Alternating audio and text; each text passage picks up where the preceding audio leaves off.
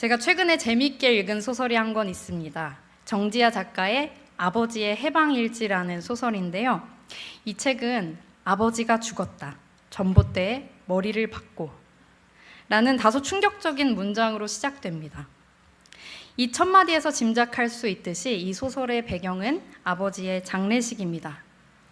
주인공은 딸인데요. 딸은 아버지의 장례식에서 조문객들의 이야기를 통해 자신이 모르던 아버지의 삶을 듣게 됩니다. 조문객들의 이야기와 과거의 기억이 교차하며 지금까지 이해할 수 없었던 아버지의 삶을 조금씩 이해하게 되죠. 영정사진 속 아버지 얼굴엔 변함이 없는데 아버지 삶을 바라보는 딸의 시선이 변했습니다. 온 가족과 자신의 삶은 곤궁하게 했던 아버지가 아니라 경랑의 시대를 버텨낸 자신을 너무나 사랑했던 아버지를 그제야 바로 보게 된 것이죠. 주인공은 아버지의 유고를 아버지가 살던 동네에 이곳저곳에 뿌리며 아버지와 자신의 해방을 경험하게 됩니다. 저는 이 책에서 두 가지 인사이트를 얻었습니다.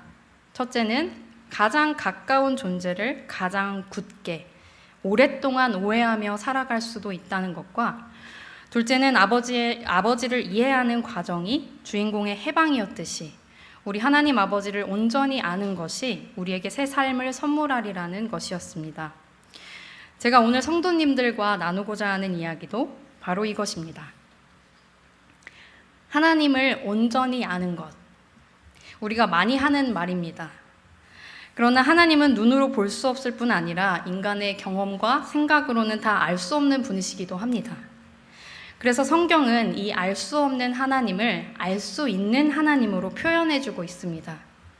남편과 아내, 목자와 양의 무리, 주인과 종, 농부와 밭 같은 비유들이 하나님과 우리의 사이를 이해하기 쉬운 모양으로 표현한 것들입니다.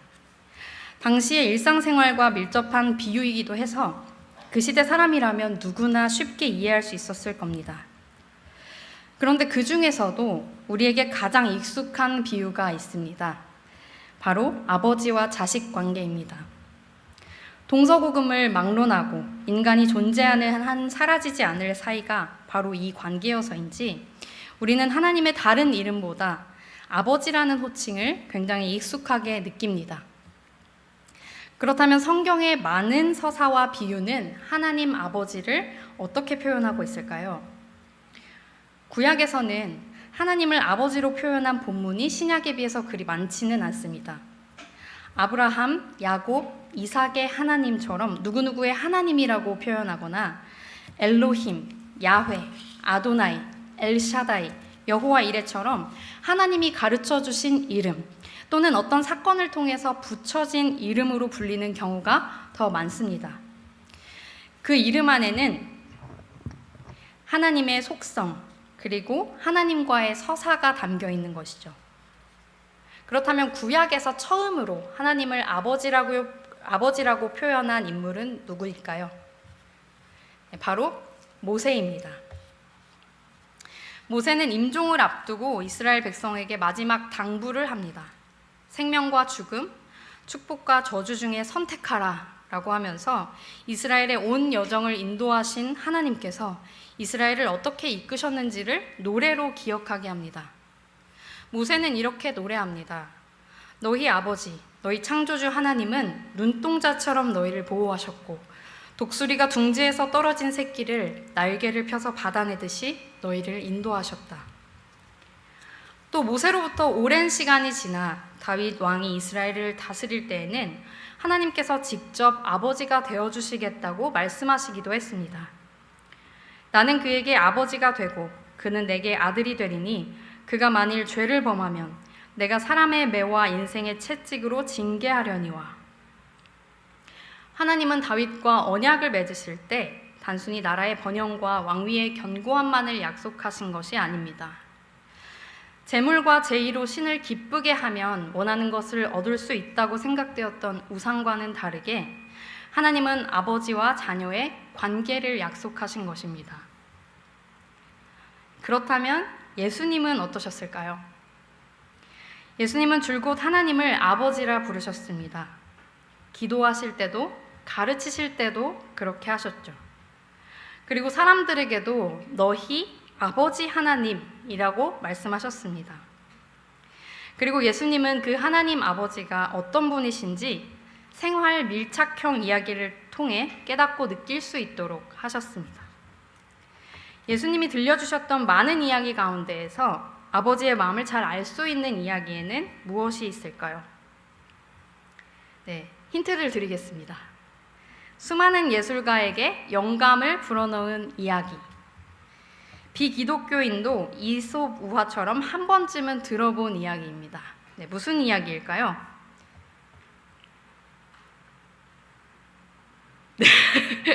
네, 바로 돌아온 탕자 이야기입니다. 누가복음 15장에서 예수님은 잃었다 찾은 기쁨에 대한 3가지 이야기를 들려주시는데요. 그 중에서 3번째가 바로 되찾은 아들에 관한 이야기입니다. 유튜브도 TV나 라디오도 없던 시대입니다. 그뿐인가요? 서민 중에는 글자를 읽지 못하는 사람도 많았습니다. 저는 예수님 곁에 모여든 갈릴리의 가난한 서민들이 예수님 주변에 앉아 이 이야기를 듣고 있는 모습을 상상해 보았습니다. 그들에게는 이 이야기가 거의 주말 드라마급으로 흥미로웠을 겁니다. 여러분도 한번 이 이야기의 장면들을 상상해 보시면서 들어주시면 좋겠습니다. 이야기는 어떤 사람에게 2 아들이 있었다라는 말로 시작됩니다. 어느 날 그 2 아들 중 둘째가 아버지에게 찾아가 아버지, 내 몫의 유산을 주십시오 라고 요구합니다. 이 이야기를 들은 아버지의 반응은 적혀있지 않았지만 아마 듣고 있는 사람들은 웅성거렸을 겁니다. 아니, 아버지가 이렇게 시퍼렇게 살아있는데 자기 몫의 유산을 달라고 하다니 뭐 이런 페류너 같은 놈이 다 있어? 라고 말입니다. 이 시대 팔레스타인 문화에서는 크게 비난받을 일이기 때문이었습니다. 그런데 청중의 예상과는 달리 아버지는 첫째와 둘째의 몫을 계산해서 둘째의 요청대로 그 몫을 주었습니다. 둘째는 유산을 받은 지 며칠 되지 않아서 먼 나라로 떠났습니다. 그리고 거기서 허랑방탕하게 유산을 써제꼈습니다. 얼마나 신이 났을까요? 요즘 말로 플렉스 한다고 하죠. 플렉스. 새로운 문화, 새로운 친구, 새로운 경험을 하면서 둘째는 자유를 느꼈을 겁니다. 자신이 네 집 자식인지를 묻는 사람도 없고 아는 사람도 없었습니다. 이방 땅에서 둘째는 그저 자유로운 여행자였죠. 그러나 이 모든 것엔 돈이 들었습니다. 시간이 지나서 받은 재산을 다 써버렸을 때 둘째는 가난한 자신의 주변에 아무도 남지 않았음을 깨달았습니다. 엎친 데 덮친 격으로 땡전 한 푼이 없어진 그 타이밍에 하필이면 극한 흉년이 들었습니다. 둘째가 그 먼 이방 땅에서 유대인이라면 절대 하지 않을 돼지치는 일을 했다는 것을 듣고 청중들은 탄식했을 겁니다. 새롭고 진귀한 요리들을 맛보고 즐기던 둘째는 이제 돼지 사료로도 쓰지 않는 쥐염 열매조차 먹을 수 없는 상황이 되었습니다. 둘째는 이러다간 정말 죽겠다 싶었는지 아버지 집으로 돌아가야겠다고 맘먹습니다. 차라리 내 죄를 낱낱이 고하고 아버지 집에서 부리는 품꾼이 되는 게 지금 내가 살 수 있는 유일한 길이라고 생각한 것 같습니다. 아버지를 떠나던 날의 자신만만하고 냉정한 얼굴은 다 사라지고 깡마르고 푸석한 죄인의 얼굴로 아버지의 집을 향해 걷고 또 걸었습니다. 몸도 고되었지만 집이 가까워올수록 마음이 더 고됐습니다. 그렇게 얼마나 걸었을까요? 자신이 떠났던 마을의 익숙한 풍경 속에 둘째는 다시 서게 되었습니다. 오고 가는 사람들은 아무도 둘째를 알아보지 못했습니다. 둘째는 평화로운 풍경 속 단 한 명, 자신만이 거지 같은 몰골로 서 있다는 것을 느끼고 머뭇거렸습니다. 수치와 죄책감, 아버지와 집안의 명예를 더럽혔으니 거절당할 것이라는 두려움이 몰려왔죠. 그런데 그때 저 멀리서 아버지가 달려오는 것이 보였습니다. 아들이 아직 집에서 멀리 떨어져 있을 때 아버지는 둘째를 알아보고 달려와 아들에게 입을 맞추며 아들을 꽉 끌어안았습니다. 둘째는 나는 죄를 지었다고 아들이라고 불릴 자격도 없다고 했습니다. 회개의 울부짖음이었죠. 이야기를 듣는 청중들도 아들이 하는 말에 공감했을 것입니다. 그래, 아들의 자격이 없다. 품꾼의 하나라고 받아주어도 그것도 다행이다. 라고 말입니다. 그런데 우리가 알고 있듯이 이에 대한 아버지의 대답은 이렇습니다. 어서 제일 좋은 옷을 내어다가 입히고 손가락에 반지를 끼우고 신발을 신겨라. 그리고 살찐 송아지를 끌어와 잡아라. 우리가 함께 먹고 즐기자. 나의 이 아들은 죽었다가 다시 살아났고 잃었다가 다시 찾았다. 예수님은 이 이야기를 죄인이라고 비난받는 사람들과 제자들과 예수님께 나온 많은 무리뿐 아니라 예수가 죄인을 환대하고 그들과 식사의 교제를 나눈다고 쑥덕거리던 바리새인과 서기관들에게도 들려주셨습니다. 아버지를 잘 섬기고 그 명령대로 살아가는 첫째 아들도 아들이고 호랑방탕하게 아버지의 재산을 다 허비하고 거짓골로 돌아와 사죄하는 둘째 아들도 아들이라는 말입니다. 이 이야기 속에서 아버지와 아들의 관계는 자녀다운 행실에 달려있지 않습니다. 과거의 행실을 얼마나 낱낱이 고하느냐에 달려있지도 않습니다. 아버지는 아들이 사죄의 말을 뱉기도 전에 그 아들을 끌어안고 입을 맞추었으니까요. 이 이야기 속에서 이 관계가 깨어지지 않는 것은 전적으로 아버지의 깊은 사랑에 달려 있습니다. 예수님께서는 너희 아버지 하나님은 이런 분이라고 바로 이런 마음으로 너희를 깊이 사랑하신다고 가르쳐 주신 것입니다. 그런데 저는 이런 질문을 드리고 싶습니다. 다음 이야기는 어떻게 펼쳐질까요? 네, 큰 용서와 용납을 받고 품꾼이 아닌 아들로 다시 살 수 있게 된 이야기를 시즌 1, 그 다음 이야기를 시즌 2라고 한다면 시즌 2에서 둘째는 어떻게 살고 있을까요? 네, 이야기는 끝나지만 삶은 계속되지 않습니까? 제가 드린 이 질문은 하나님의 크신 은혜와 용서를 경험한 뒤에 나는 어떻게 살고 있는가와 맞닿은 질문입니다. 나의 하나님 아버지는 이렇게나 좋으신 분이신데 나는 어떠한 자녀인가를 생각하면 위축됩니다. 나름의 노력은 하는데 늘 부족한 것 같습니다. 용서를 받았음에도 아직 나는 죄 가운데 사는 것 같습니다. 하나님 아버지는 분명 그러길 원치 않으실 텐데 자녀답지 못한 나의 삶이 죄책감으로 늘 발목을 잡는 기분입니다. 마치 용서를 받고 다시 집에서 생활하기 시작한 둘째가 사소한 실수에도 온 가족의 눈치를 보는 것처럼요. 그래서일까요? 때로는 하나님의 자녀로 산다는 게 언제나 참고 견디고 어려움을 감수하고 희생하는 것으로만 오해되기도 합니다. 10년도 더 전이긴 합니다만 제가 들었던 채플 설교 중에 이런 내용이 있었습니다. 오랜 기간 가정폭력을 당했던 한 성도님이 남편을 자기 십자가로 받아들이고 기도하며 인내했다.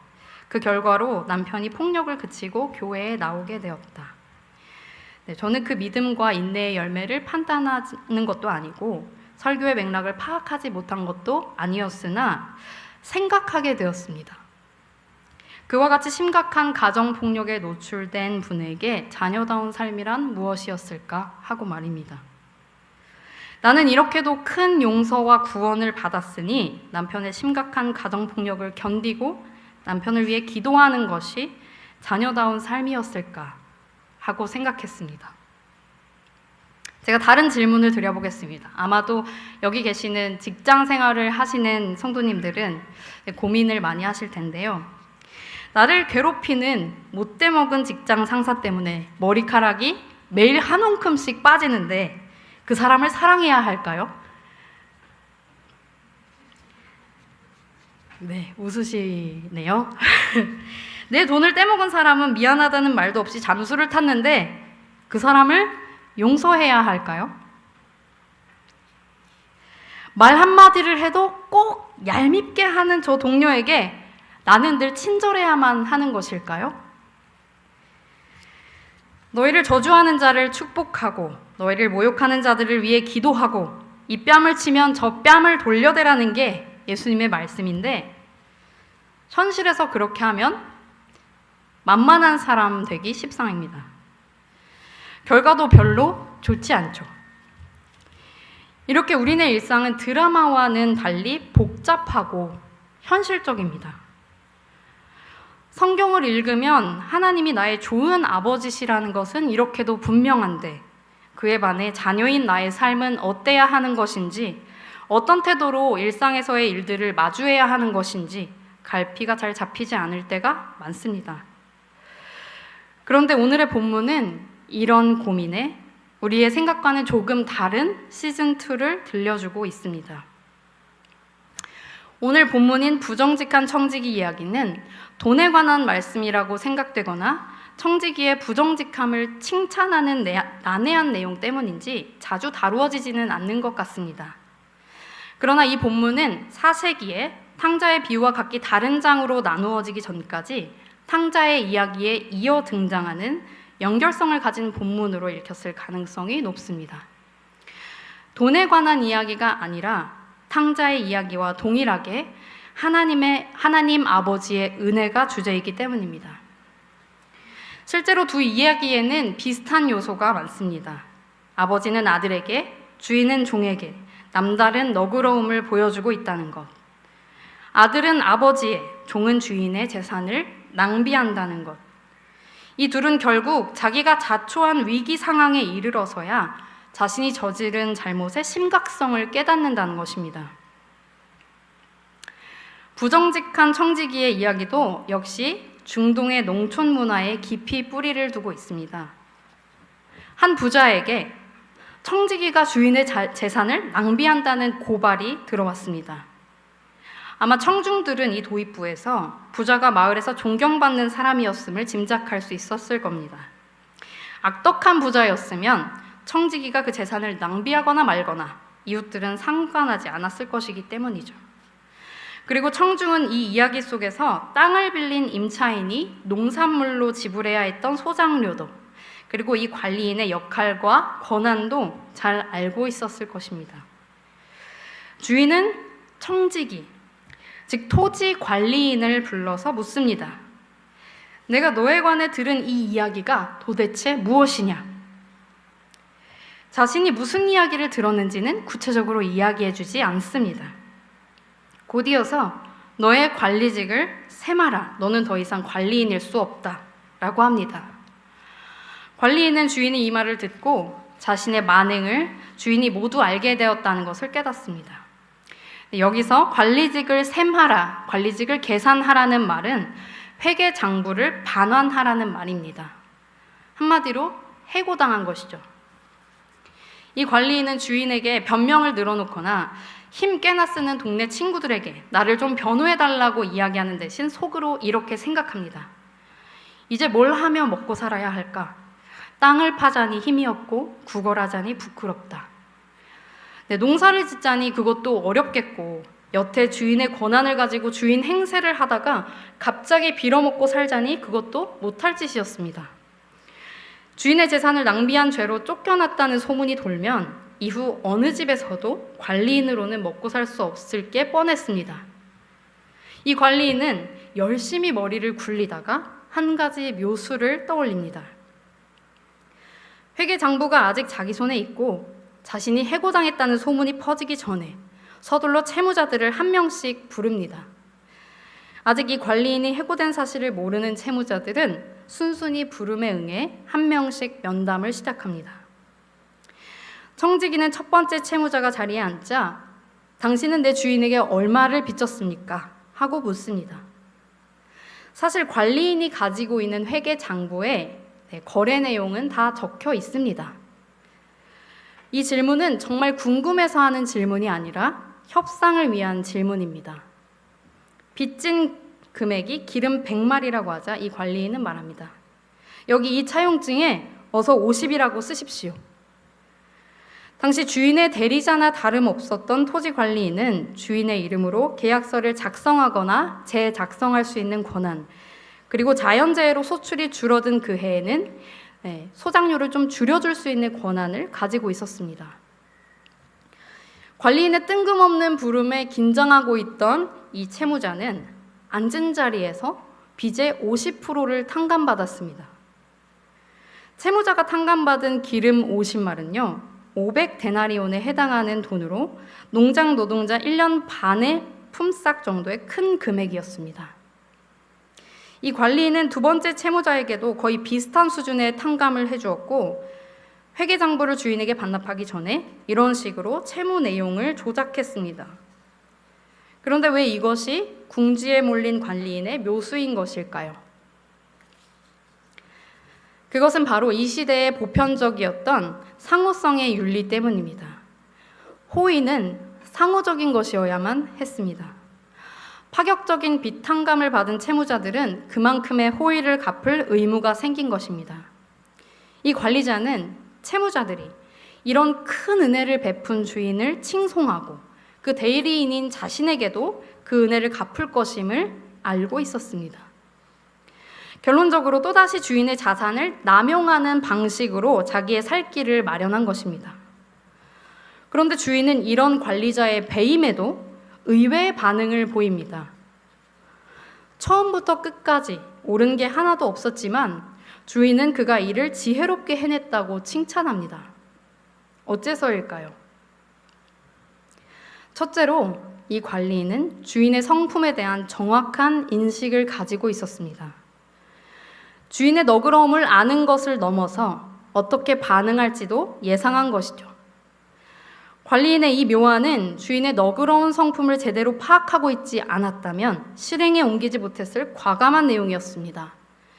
토지 관리인은 주인의 관용적인 성품을 정확하게 파악하고 그것에 기대어 묘수를 둔 것입니다. 둘째로 아직은 활용할 수 있는 주인의 권한으로 착복하고 도망가기가 아닌 탕감하기를 선택했습니다. 결론적으로는 내 살 길을 찾기 위해서였지만 이 관리인은 주인의 이름을 드높이고 소장농을 구제하는 방식으로 살 길을 찾았다는 것입니다. 명예가 목숨만큼이나 중요한 중동에서 주인은 자신의 은혜를 칭송하는 임차인들에게 그것은 이미 해임된 관리인과의 계약이니 의미가 없습니다 라고 말하지 못할 것이기 때문이었죠. 소장농들은 물을 수 없는 탕감을 얻었고 주인은 마을의 칭송을 얻었으며 관리인은 살 길을 찾았습니다. 이러한 맥락에서 주인은 옳지 않은 청지기가 지혜 있게 일했다고 칭찬한 것입니다. 그리고 이 칭찬에 이어 이런 구절이 적혀 있습니다. 이 세대의 아들들이 자기 시대에 있어서는 빛의 아들들보다 더 지혜로움이니라. 이 세대의 사람들이 빛의 자녀인 우리보다 자기에게 닥친 위기를 더 기민하고 더 현실적으로 해결한다는 말씀입니다. 눈앞의 문제를 더 영리하고 계산적인 방식으로 처리한다는 것이죠.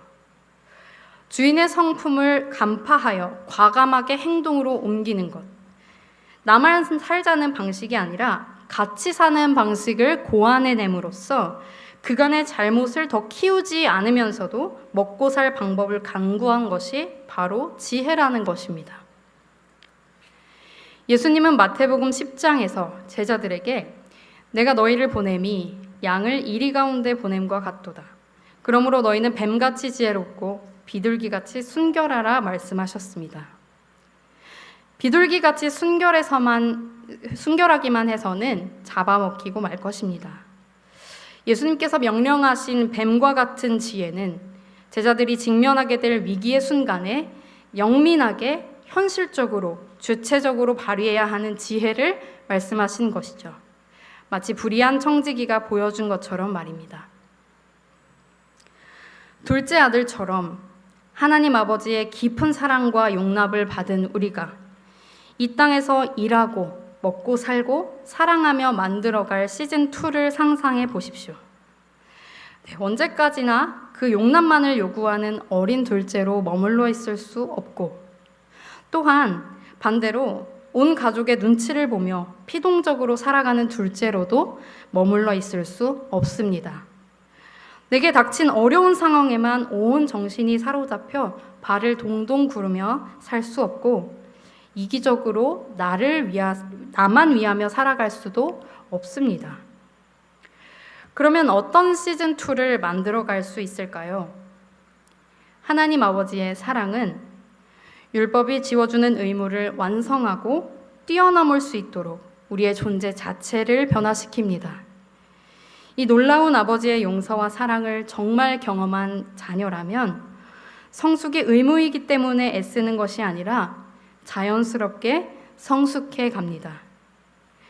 높은 윤리적 잣대로 자신을 옥죄기보다 자신이 어떻게 살아야 하는지 스스로 느끼고 행동할 수 있습니다. 빛의 자녀로 살아간다는 것, 그것은 희로애락이 촘촘하게 엮인 이 땅의 이야기이고 내가 먹고 사는 일상의 이야기입니다. 교회 안에서가 아니라 내가 마주한 모든 삶의 현장에서의 이야기입니다. 그것을 위해 하나님의 사랑 안에 굳게 서십시오. 하나님 아버지의 너그러운 성품의 발을 딛고 그 확실한 사랑에 단단하게 뿌리를 내리십시오. 이 사랑은 어떤 것으로도 끊을 수 없음을 믿으십시오.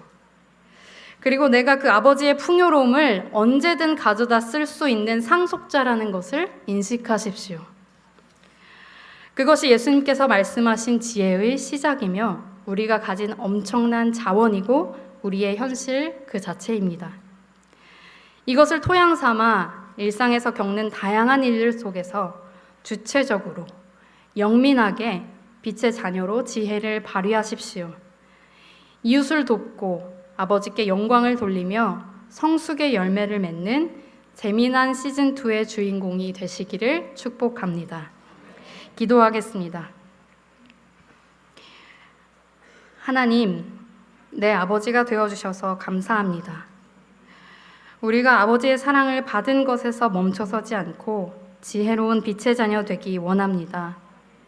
하나님을 아는 것이 지식에서 경험으로 깊어지고 교회 안에만 머무르던 신앙은 나의 온 일상으로 확장되도록 성령 하나님 우리의 마음을 만져주세요.